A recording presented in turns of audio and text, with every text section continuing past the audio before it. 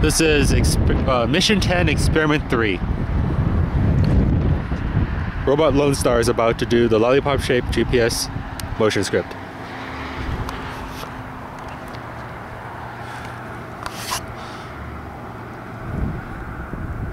Now we're about to start the client that loads the motion script. Motion script loaded. Start experiment signal sent, and the robot is off. Again, this is Mission 10 Experiment number 3. Now, the only difference between this experiment, which is Experiment 3 and Experiment 2, is I reset the value of the compass PWM counter on the rising edge of every pulse. So I just reached the first waypoint. By resetting the counter at every pulse, it prevents any possibility of there being an overflow condition. If that was indeed a problem. I'm not really sure that's a problem, but we'll see. So far it's navigating pretty well. But experiments 1 and 2, the robot was also able to get to the first 2 waypoints. So it looks like it overshot the left. Okay, it made it to waypoint number 2. The robot is not at waypoint number 2. Notice it made kind of like an S shape. The robot is now heading towards waypoint 3.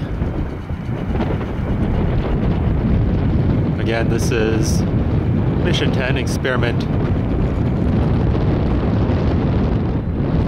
The robot has somewhat got lost here again, going towards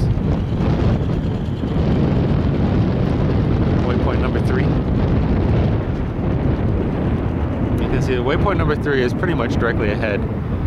And I think we're going to see this robot somewhat meander its way there, going left and right.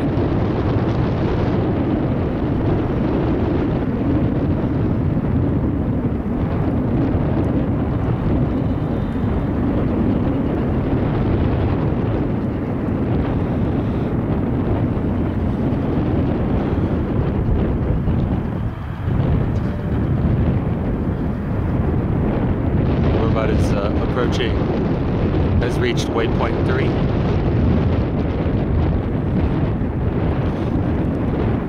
Robot Lone Star is now heading towards waypoint 4. Now this is about as straight as I've seen it so far during this mission. And again, the only change was in the microcontroller. I reset the counter on the rising edge of every pulse. The counter is used to determine how wide that pulse is.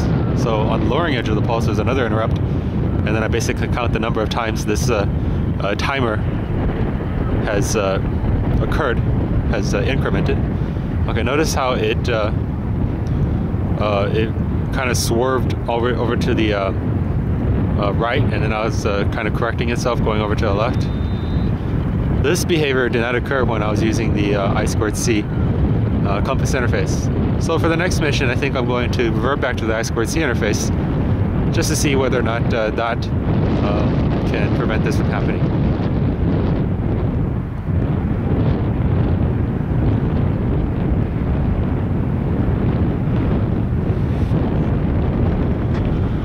Here's a robot is having difficulties trying to find this next waypoint. The next waypoint is actually just one parking space over. It's facing it. Okay, it looks like it just reached the next waypoint. Now it's going to head over to waypoint number 4.